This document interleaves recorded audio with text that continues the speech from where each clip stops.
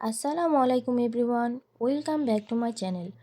আজকের পর্বে আপনাদের তৈরি করে দেখাবো ঝটপট এবং খুব মজাদার দুধ সেমাই রেসিপি। চলুন তবে মূল রেসিপিতে যাওয়া যাক।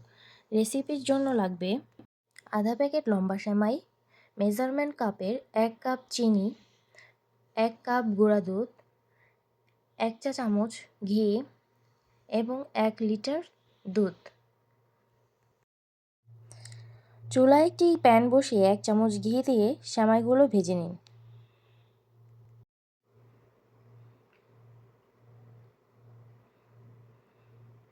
ঘিয়ের সাথে ভালোভাবে সেমাইগুলো মিশিয়ে নিতে হবে। এভাবে নেড়েচেড়ে ভালোভাবে মিশিয়ে নিন।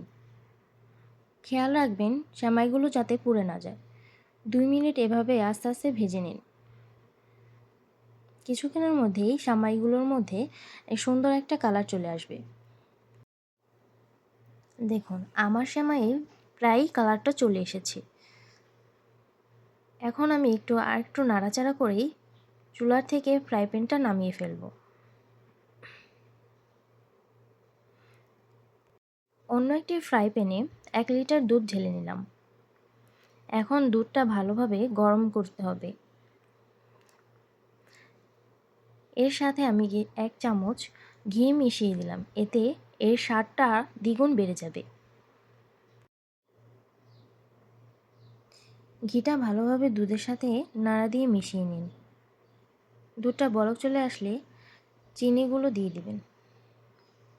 এর সাথে গুঁড়া দুধটাও মিশিয়ে নেবেন। চিনি এবং গুঁড়া দুধটা ভালোভাবে মেশাতে হবে। গুঁড়া দুধে যেন কোনো দলা পাকিয়ে না যায়। গুঁড়া দুধটা ভালোভাবে মিশে গেলে এর মধ্যে ভাজা সেমাইগুলো দিয়ে দিতে হবে। সেমাইটা ভালোভাবে দুধের সাথে মিক্স করে 5 মিনিটের মতো রান্না করব। এতে করে সেমাইটা রান্না হয়ে যাবে এবং দুধেরও ঘনত্বটা হয়ে যাবে। এর মধ্যে কিছুটা কিশমিশ দিয়ে দেব।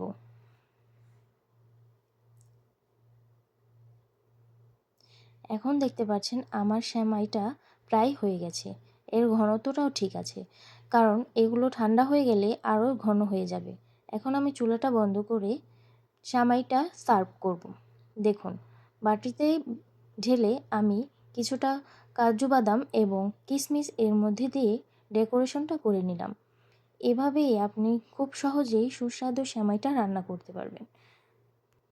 এভাবেই খুব অল্প সময়ে আপনারা এরকম সুস্বাদু সেমাইটা রান্না করে নিতে পারেন। এটা দেখতে যেমন লোভনীয় লাগছে, খেতেও খুব সুস্বাদু।